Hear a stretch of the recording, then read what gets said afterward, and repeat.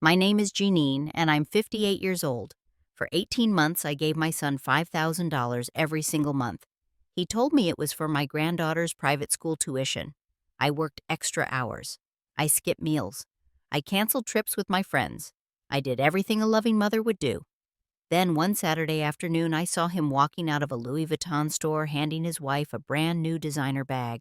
I said nothing that day. But when the next month came, my son was not ready for what I had planned. Before I tell you what happened next, I want to know where you are watching from today. Please take a moment to hit that like button and subscribe to this channel.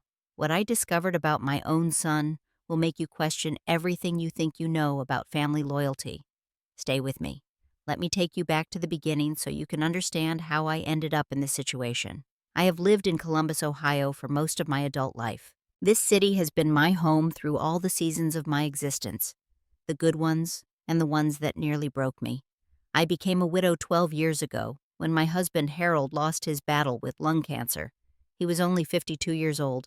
We had been married for 26 years, and losing him felt like losing half of myself. After Harold passed, I found myself alone in ways I never anticipated. Our son Derek was already grown and married by then, living his own life. So I had to learn how to navigate the world without my partner. It was not easy. There were nights I cried myself to sleep, mornings I did not want to get out of bed. But I pushed through because that is what Harold would have wanted. I worked as an accountant for a small manufacturing company for over 30 years. The pay was never exceptional, but it was steady and reliable. I learned to stretch every dollar to save diligently to plan for the future. Harold left behind a life insurance payout and our house, which we had already paid off. These provided me with a sense of security in my later years. I was not wealthy by any means, but I was comfortable. I could pay my bills, contribute to my church, and still have enough left over to treat myself occasionally. My social life was modest. A few close friends from church, some former coworkers I kept in touch with, and of course, my family. I never remarried, never even considered it. Harold was the love of my life, and no one could replace him. So I poured all my love into the next best thing, my son and his family. Derek is my only child. He is 34 years old now, a man with his own responsibilities and concerns. He married Megan 8 years ago in a beautiful ceremony that cost more than Harold and I spent on our entire wedding. I remember thinking at the time that Megan came from money. Her family lived in a bigger house, drove nicer cars, and had expectations that seemed beyond what Derek's income could provide. But I kept my concerns to myself. My son loved her, and that was what mattered. Megan never worked a traditional job for long. She would take positions here and there, always leaving within a few months because something was not right. The commute was too long. The boss was too demanding. The work was too boring. I noticed this pattern, but again I said nothing. It was not my place to interfere in my son's marriage. Derek worked in marketing for a mid-sized company. His salary was decent enough to support a family if they lived within their means. But Megan had expensive tastes. Designer clothes, spa treatments, weekend getaways. I saw the posts on Facebook. I noticed the new furniture every time I visited their house. But I told myself it was not my business. They were adults. They could manage their own finances. Then came Sophie, my granddaughter. The light of my life. She was born 7 years ago, and from the moment I held her in my arms, I knew I would do anything for her. Sophie has her father's eyes and her grandmother's stubbornness. She is smart, curious, and full of life. Every time she calls me Grandma and runs into my arms, my heart fills with a joy I cannot describe. I made it a priority to be present in Sophie's life. I would pick her up from school when Derek and Megan were busy. I would have her over on weekends, cooking her favorite meals and reading her stories before bed. We would bake cookies together, watch movies, and talk about everything and nothing. Those moments with Sophie became the highlights of my weeks. My relationship with Derek had always been close, or so I believed. He was my only child, the son Harold and I raised, with all the love we had. After his father died, Derek became the only man in my life. He would call me every week sometimes, just to chat sometimes, to ask for advice. He would bring his family over for holidays, help me with small repairs around the house. I felt blessed to have such a devoted son. I trusted Derek completely. In my eyes, he was still the little boy who used to hold my hand crossing the street, the teenager who would hug me after a bad day at school, the young man who cried when his father passed away. I never imagined he was capable of deceiving me. The thought never even crossed my mind. My mother used to say that family takes care of family. I grew up with this belief ingrained in my soul. When someone in your family needs help, you help them. No questions asked. No hesitation. You give what you can, and you trust that they would do the same for you. This philosophy guided my life. It shaped the way I loved. And ultimately, it was what Derek exploited.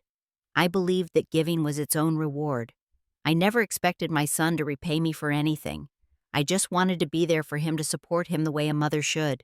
I thought my generosity came from a place of strength, but looking back, I realize it also came from a place of blindness. I loved my son so much that I could not see who he had become. One evening, about 18 months before everything fell apart, Derek called me. His voice sounded different that night. Worried, stressed, the kind of tone that immediately puts a mother on alert. "Mom," he said, "I need to talk to you about something important." I sat down on my couch, gripping the phone tightly. "What is wrong, sweetheart? Is everyone okay?" "Everyone is fine," he assured me.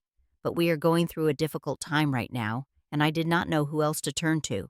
He explained that Sophie was struggling at her current school. Her teachers had noticed that she was not reaching her full potential. She was a bright child, but the public school environment was not challenging her enough. She was getting bored, acting out, losing interest in learning. "We found this amazing private school," Derek continued. "Westbrook Academy. It has an incredible reputation. Small class sizes, individualized attention, excellent programs. Sophie's teacher actually recommended it. She thinks Sophie would thrive there." I felt a warmth spread through my chest. My granddaughter deserving the best education. Of course, I wanted that for her. What parent or grandparent would not? But then Derek got to the point. "The tuition is expensive, Mom. $5,000 a month, not including uniforms and supplies and field trips. Megan just lost her job last month. We are barely making ends meet as it is. I hate to ask, but could you help us? Just until Megan finds something new." He promised it would be temporary. 6 months, maybe a year at most. He promised he would pay me back once they got back on their feet. He promised Sophie would get the education she deserved. I did not hesitate, not even for a second. "Of course, sweetheart," I said. "I will help. Sophie deserves the best." Derek thanked me profusely. He called me the best mother in the world. He said he did not know what he would do without me. His gratitude felt genuine, and it filled me with purpose. Here I was, nearly 60 years old, still able to make a difference in my family's life. But $5,000 a month was not a small amount for me. My pension from the company was only about $3,200. Even with Social Security, I was not exactly rolling in money. But I had my savings, the money Harold and I had set aside over decades of careful planning. And I had my skills. I started taking on freelance accounting work, small businesses that needed help with their books, tax preparation for individuals who could not afford the big firms. I worked evenings and weekends, sacrificing my rest and relaxation for spreadsheets and receipts.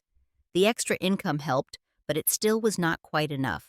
So I started cutting back on my own expenses. I stopped buying new clothes, wearing the same outfits I had owned for years. I stopped going out to eat, cooking simple meals at home instead. I canceled the vacation I had been planning with my friends from church, a trip to Savannah we had been talking about for years. They were disappointed, but they understood. Or at least they said they did. I even reduced my monthly contribution to the church. That one hurt the most. Tithing had been part of my life since I was a child, but I told myself God would understand. I was helping my family. That was a form of worship, too.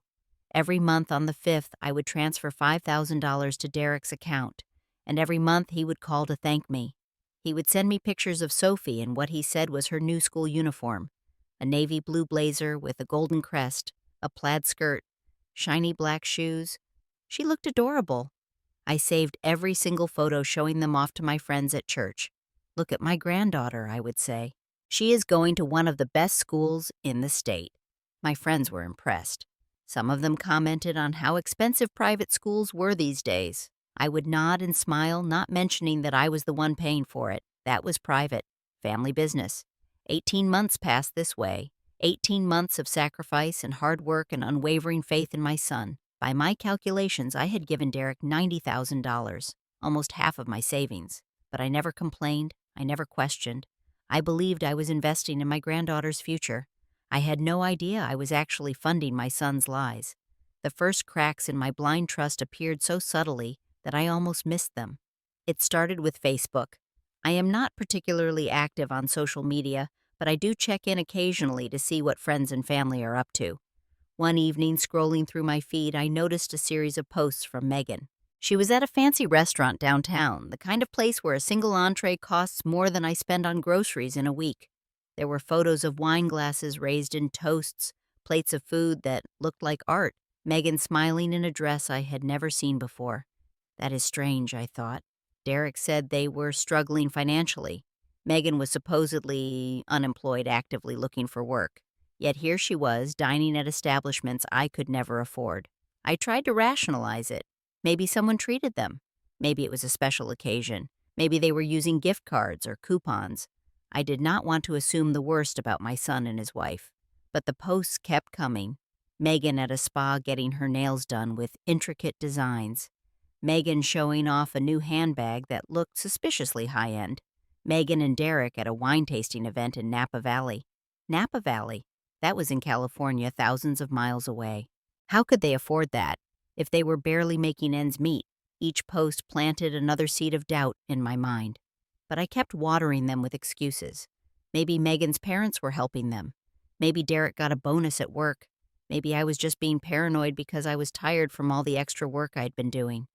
Then came the weekend that changed everything in my perception. Sophie came to stay with me as she often did. We had our usual routine. I picked her up on Friday afternoon and we stopped for ice cream on the way home. That evening we baked brownies together and watched her favorite animated movie. On Saturday we went to the park and I pushed her on the swings until my arms ached. On Sunday morning over breakfast I asked Sophie about her new school. I wanted to hear about her experiences firsthand. Her friends, her teachers, her favorite subjects. I wanted to share in this new chapter of her life. Grandma, I love my school, Sophie said between bites of pancake. My teacher is so nice. She lets us have extra recess sometimes. I smiled, picturing my granddaughter thriving in her new environment. Tell me more about Westbrook Academy, sweetheart. Do you like your classmates? Sophie looked up at me with confusion in her eyes. What is Westbrook? I felt a small jolt of surprise. Your school, honey. The private school you go to. She shook her head, her ponytail swinging. I do not go to Westbrook. I go to Lincoln Elementary. It is right by our house. I laughed, assuming she was confused. No, sweetie. Lincoln is your old school. You go to that nice private school now, the one with the pretty uniform. Sophie wrinkled her nose. I do not have a uniform, Grandma. We wear regular clothes to school. I wore my purple shirt with the butterfly on Friday. A cold sensation began creeping up my spine. Maybe she was too young to remember the name of her school. Children can be forgetful, but the uniform comment bothered me. Derek had sent me photos of Sophie in that navy blazer and plaid skirt. Was that not real? I decided not to push further. I did not want to upset Sophie or make her feel like she had said something wrong. But after I dropped her off that evening, I could not stop thinking about our conversation. The next day, I called Derek. I tried to keep my voice casual, but my heart was pounding. Hi, sweetheart, I said. I was just wondering about Sophie's school. She mentioned something about Lincoln Elementary when she was here this weekend. There was a pause, a beat too long. Then Derek laughed, but it sounded forced. Oh, you know how kids are, Mom? She probably just got confused. She misses her old friends from Lincoln, so she talks about it a lot. But she said she does not have a uniform, I pressed. She said she wears regular clothes. Another pause. We switched her to a different school, Mom. It is complicated. The first one was not the right fit, so we moved her. I will explain later. I am running into a meeting right now.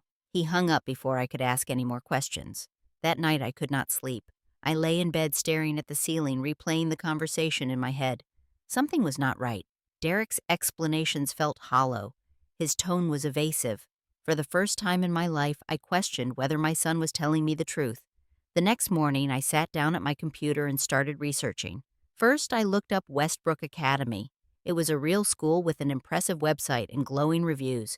The tuition was indeed around $5,000 per month. So far, Derek's story checked out.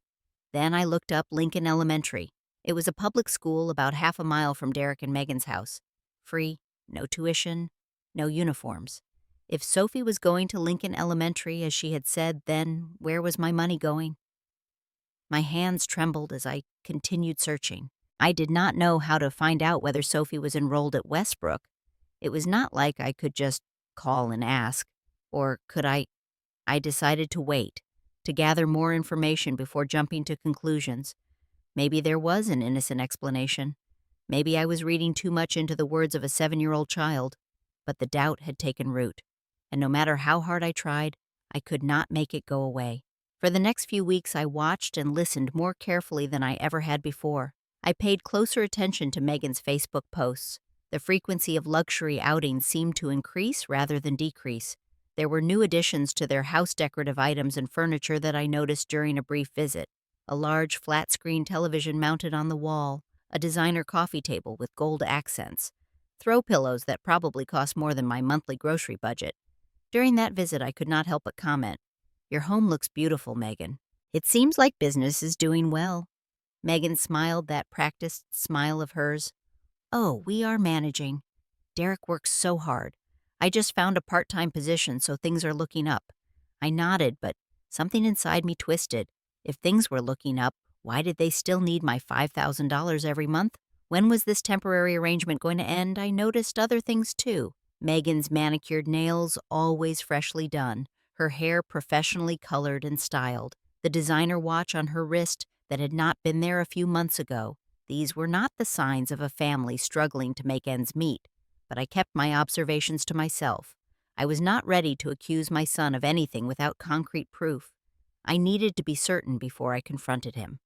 The certainty came on a Saturday afternoon in early October. I had driven to the mall to buy a birthday gift for one of my friends from church. It was a rare outing for me. I had been so focused on work and saving money that I barely left the house anymore except for necessities. But Patricia was turning 65, and I wanted to get her something special. The mall was crowded with weekend shoppers. I navigated through the crowds, clutching my purse close to my body. I had just passed the food court when I reached the section of the mall with the high-end stores, Louis Vuitton, Gucci, Tiffany, stores I had never set foot in. And that is when I saw them. Derek and Megan walking out of the Louis Vuitton store. Megan was clutching a large shopping bag with the iconic LV logo. Her face was radiant with joy. She was practically glowing. Derek had his arm around her, and he was grinning like he had just won the lottery. I stopped in my tracks.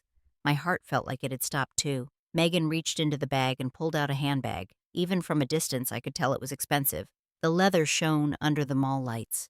The hardware glinted gold. She held it up, admiring it from every angle, and then threw her arms around Derek. "Thank you, baby," I could imagine her saying.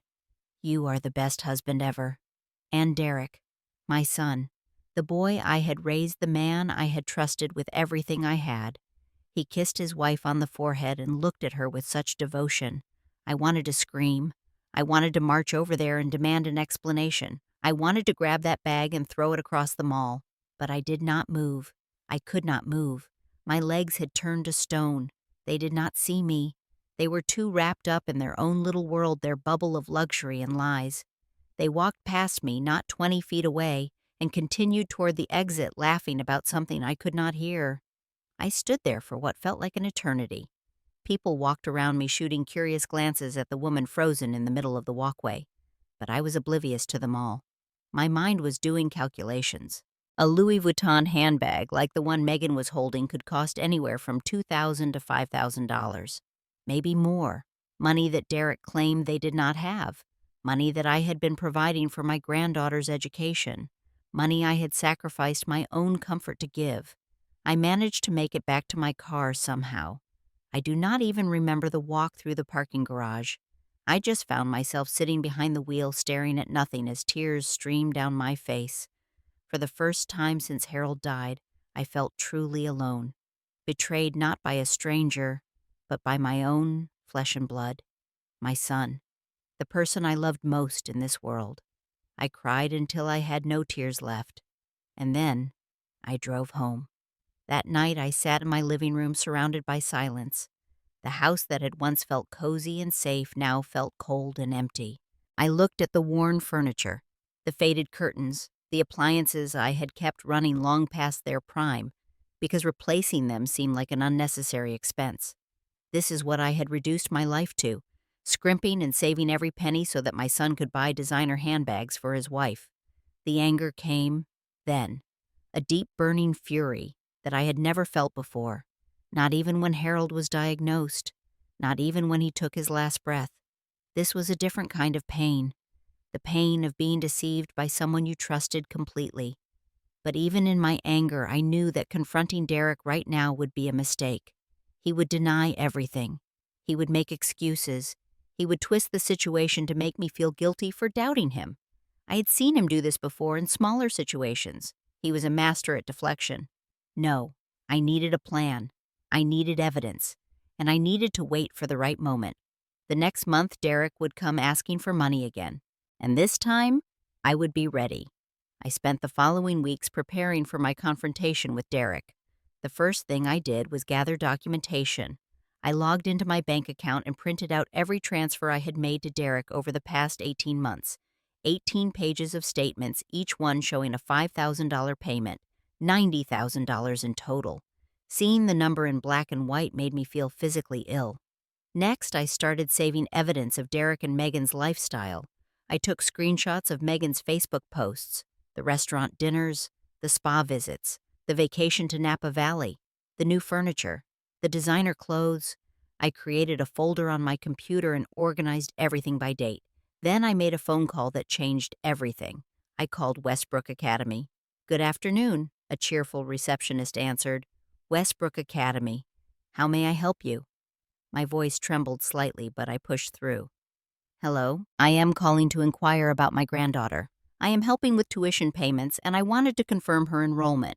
"Of course," the receptionist said. "What is the student's name?" "Sophie. Sophie Morrison." There was a pause. I heard typing on the other end. Then the receptionist came back on the line. "I am sorry, ma'am, but we do not have a student by that name enrolled at our school. Are you sure you have the right institution?" The room spun around me. "Yes," I whispered. "Yes, I am sure. Could you check again?" She checked again. And again. The answer was the same. There was no Sophie Morrison at Westbrook Academy. There never had been. I thanked the receptionist and hung up. Then I sat at my kitchen table and stared at the wall for a very long time. My son had lied to me, not just once, but repeatedly, for 18 months. He had fabricated a story about my granddaughter's education to extract money from me, money I could barely afford to give. The betrayal was complete, but I was not going to crumble. Not this time. I called the only person I knew I could trust completely. Patricia, my best friend since high school. She had moved to Cleveland after retiring from her law practice, but we talked regularly on the phone. She was the sister I never had. "Patricia," I said when she answered, "I need to tell you something, and I need your help."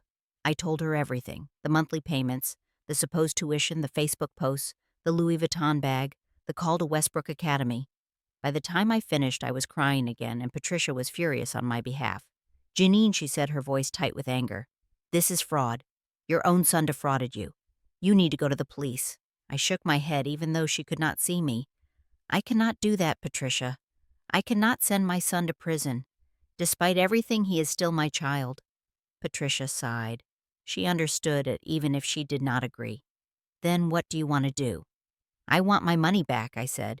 "And I want him to face what he has done. I want him to look me in the eye and explain how he could do this to his own mother." We talked for hours, developing a plan. Patricia offered to drive down from Cleveland to be with me when I confronted Derek.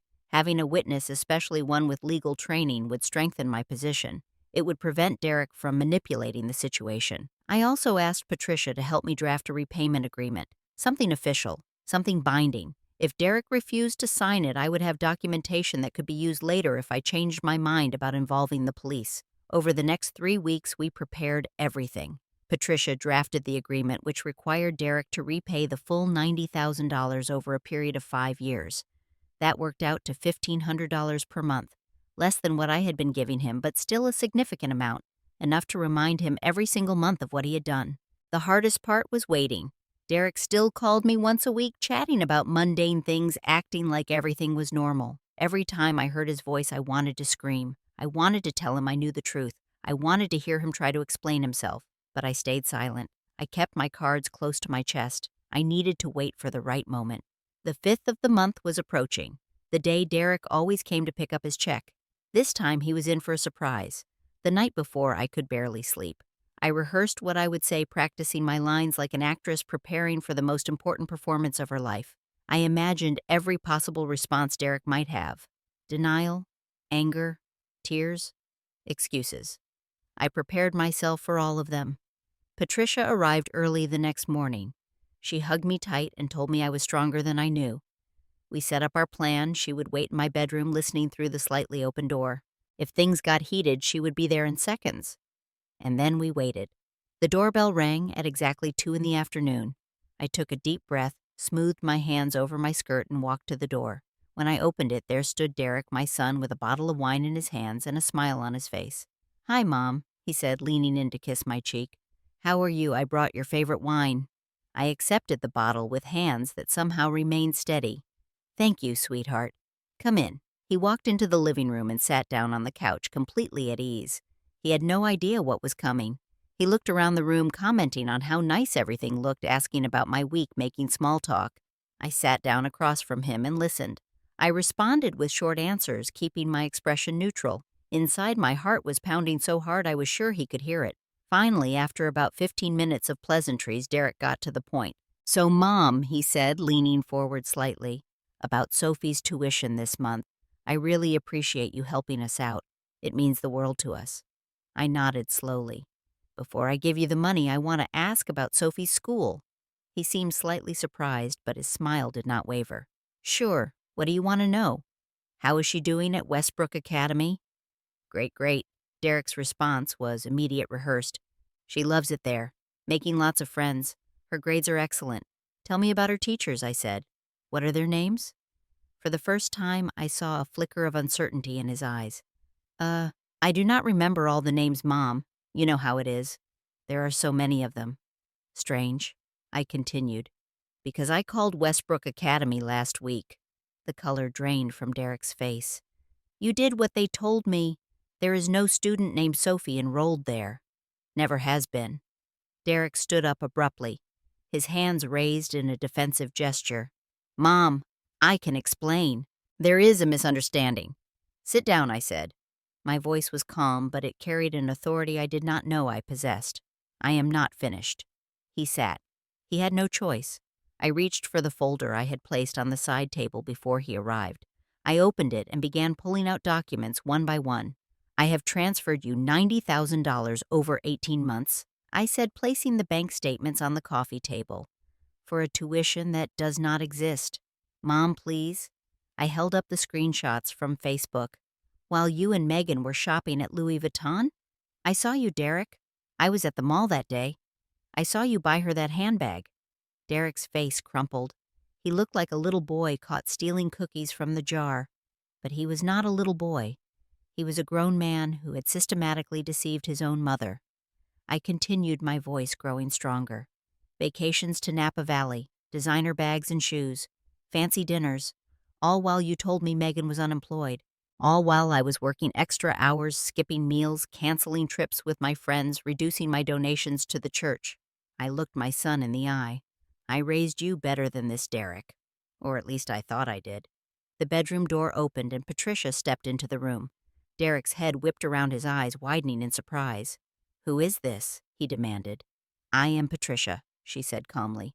"I am Janine's friend, and I'm also a retired attorney. I am here as a witness." Derek turned back to me, his expression shifting from shock to desperation. "Mom, please. I can explain everything." Megan pressured me. She wanted things I could not afford. I did not know how to say no to her. I shook my head. "Do not blame your wife. You made the choice to lie to your own mother. You looked me in the eye every month and thanked me for money you were using to fund your lifestyle." Patricia stepped forward. "Derek, what you did is fraud. Janine could press charges. You could face criminal prosecution." The word criminal made Derek flinch. His bravado collapsed completely. He started crying, ugly tears streaming down his face. "Please, Mom, do not do that. I will pay you back. Every penny. I promise." I looked at my son. This man I had loved unconditionally for 34 years. I saw the fear in his eyes, the desperation. Part of me wanted to comfort him, to tell him it was okay, that we could work through this. That is what mothers do. But I pushed that instinct down, because comforting him now would only enable his behavior. It would teach him that he could do terrible things and get away with them as long as he cried and apologized. "You are right," I said. "You will pay me back." Patricia handed me the document she had prepared. I placed it on the coffee table in front of Derek. "This is a repayment agreement. You will return the full $90,000 over the next 5 years. That is $1,500 per month starting next month. If you miss a payment, I reserve the right to take legal action." Derek stared at the document, then at me, then at Patricia. His face was a mess of tears and snot. He looked nothing like the confident, successful man who had walked through my door an hour earlier. "Sign it," I said. He picked up the pen with trembling hands. For a moment I thought he might refuse, but then he signed his name at the bottom of the page. Patricia notarized the document right there on my coffee table. When it was done, she handed me my copy and kept one for her records. I stood up and walked to the front door. I opened it and turned back to face my son. "Now get out of my house." Derek walked past me without a word. He did not try to hug me. He did not apologize again. He just left, shoulders slumped like a man walking to his own execution. I closed the door behind him and leaned against it, finally allowing myself to feel the enormity of what had just happened. Patricia was at my side in an instant. "You did it," she said, wrapping her arms around me. "You were incredible." I did not feel incredible. I felt hollow, empty, like I had just cut off a piece of my own heart. But I also felt something else, something I had not felt in a very long time: free. The months that followed were among the most difficult of my life. Derek and I did not speak. He did not call on Sundays anymore. He did not bring his family over for holidays. The silence was deafening, but the payments came. Every month, $1,500 was deposited into my account. I watched the balance grow, a reminder of both my son's betrayal and his attempt to make amends. Megan filed for divorce 6 months after my confrontation with Derek. I heard about it through Sophie, who mentioned that Mommy and Daddy were not living together anymore. My heart broke for my granddaughter caught in the middle of her parents' destruction, but I also felt a grim satisfaction. Megan had chosen Derek for his potential to provide a certain lifestyle. When that lifestyle disappeared, so did she. Derek was forced to sell most of the luxury items they had accumulated: the designer furniture, the expensive electronics, even that Louis Vuitton handbag that had started my investigation. He moved into a small apartment and started rebuilding his life from scratch. I allowed Sophie to continue visiting me. Whatever had happened between Derek and me, I would not punish my granddaughter for her father's sins. She needed stability, love, and the kind of unconditional acceptance that only a grandmother can provide. I was careful, though, about what I said in front of her. I never badmouthed Derek, never explained why Grandma and Daddy were not talking. Sophie was too young to understand, and it was not her burden to bear. As for me, I began the slow process of healing. The first few months were the hardest. I felt like a fool for having trusted so blindly. I replayed every conversation with Derek over the past 18 months, looking for signs I should have noticed. The hesitation in his voice, the vague answers, the convenient excuses. They were all there. I had just refused to see them. Patricia was my rock during this time. She called me every day sometimes, just to chat sometimes, to let me vent my frustrations. She reminded me that Derek's choices were not my fault, that I had been a good mother who raised her son with love and values. What he did with those values as an adult was his own responsibility. I also found unexpected support at church. I confided in my pastor, who listened without judgment and offered counsel rooted in faith and compassion. He reminded me that forgiveness was a process, not an event, that I could forgive Derek for my own peace of mind without excusing his behavior or allowing him back into my life unconditionally. Slowly, I started taking care of myself again. I stopped working the extra freelance jobs. The repayments from Derek combined with my pension and Social Security were enough to live comfortably. I even managed to rebuild some of my savings over time. I reconnected with friends I had neglected during those 18 months of sacrifice. We finally took that trip to Savannah that I had canceled. We visited historic sites, ate delicious food, and laughed until our stomachs hurt. It felt like reclaiming a piece of myself that I had lost. I started donating to the church again. Tithing had always been important to me, and resuming that practice felt like returning to my roots. It reminded me of who I was before Derek's betrayal, a woman of faith, generosity, and integrity. Sophie remained the light of my life. She was growing up so fast, 8 years old now. Then, 9. She started reading chapter books, developed a passion for drawing, and asked endless questions about the world. I cherished every moment with her, knowing that these years were precious and fleeting. I taught her things that I hoped would serve her well as she grew, about honesty, about the importance of keeping your word, about how to recognize when someone was taking advantage of you. I did not tell her why these lessons mattered so much to me, but I hoped that someday when she was old enough to understand, she would appreciate them.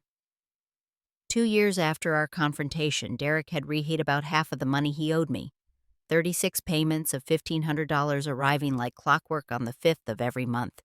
He had not missed a single one. Then, one Sunday afternoon, my doorbell rang.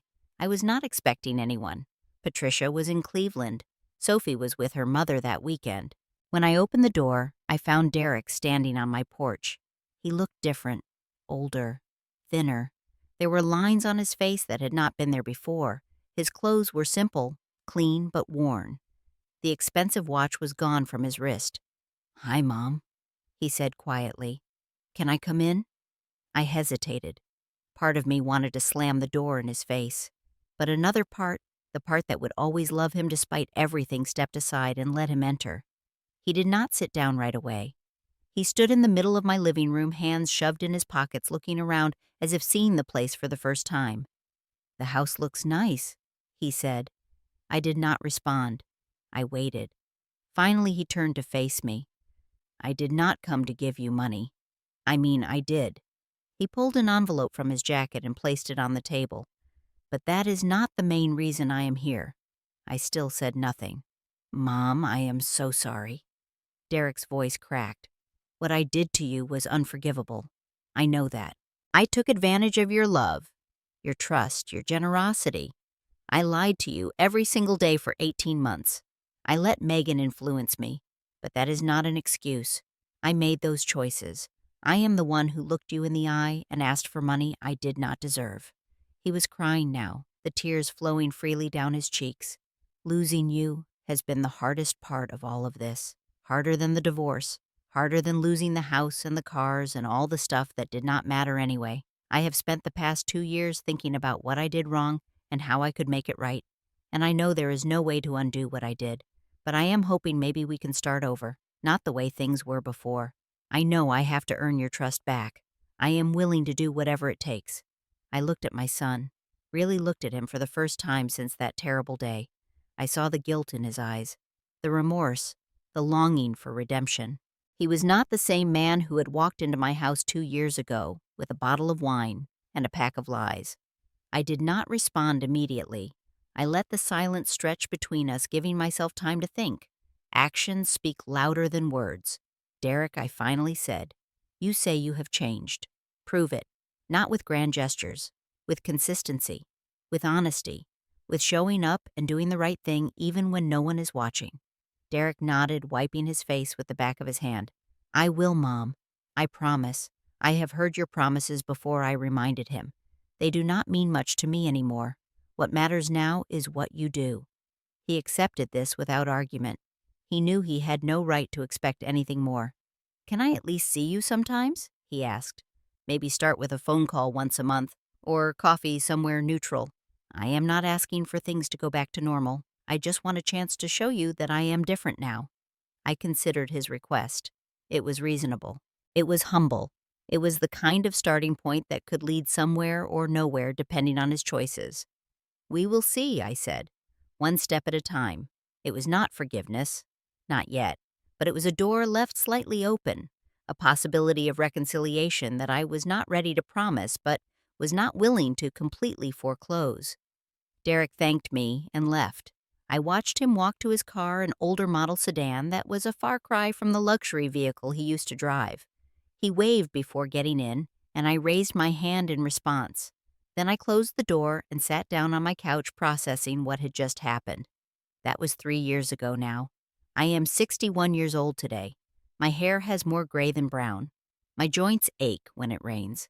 I need reading glasses for almost everything. But I am at peace, more at peace than I have been in a very long time.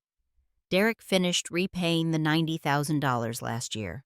60 payments of $1,500 arriving without fail on the 5th of every month. When the final payment came, he called me to let me know. "It is done, Mom," he said. Every penny. I thanked him. It felt strange thanking my son for returning money he had stolen from me, but it also felt right. He had kept his word. He had done what he promised to do. Our relationship has slowly mended over the past 3 years. We started with monthly phone calls, then occasional lunches. Now he comes over for dinner once a month, sometimes bringing Sophie, who is 10 years old and absolutely wonderful. I will not say that I have completely forgiven Derek. Forgiveness is a process, as my pastor reminded me years ago, and some wounds take longer to heal than others. But I have let go of the anger, the bitterness, the need to punish him or make him suffer. Holding on to those feelings was only hurting me. Derek was moving on with his life, growing and changing, while I was stuck in a prison of my own making. So I made a choice to release the resentment, not for his sake, but for mine. I have also learned some important lessons from this experience. First, I learned that love must have boundaries. For most of my life, I believed that loving someone meant giving them everything they asked for without question. But that is not love. That is enabling. True love sometimes requires saying no. True love sometimes requires holding people accountable for their actions. Second, I learned the importance of verification. Trust but verify, as the saying goes. I trusted Derek completely, and he took advantage of that trust. Now I am more careful. Not paranoid, but cautious. I ask questions, I check facts. I do not assume that everyone has my best interests at heart, even if they are family. Third, I learned that it is never too late to stand up for yourself. I was 56 years old when I confronted Derek. Some people might say that is too old to start a fight, but I disagree. Age does not diminish your worth or your right to be treated with respect. If anything, the years I have lived have given me the strength and wisdom to demand better for myself. Finally, I learned that healing is possible. Not easy, but possible. The pain of Derek's betrayal was unlike anything I had ever experienced. But with time support and intentional effort, I have found peace. I have found joy. I have found a way to move forward without being defined by what happened. Sophie continues to be my greatest source of happiness. She is growing into a remarkable young lady, kind and curious and full of potential. I have taught her the lessons I wish I had learned earlier in life, about honesty, about integrity, about the importance of standing up for what is right even when it is hard. I hope she never has to experience what I went through. But if she does, I know she will be equipped to handle it. She is stronger than she knows. As for Derek, he is still rebuilding his life. He has a modest apartment, a stable job, and is slowly regaining his footing. More importantly, he has become a better father to Sophie.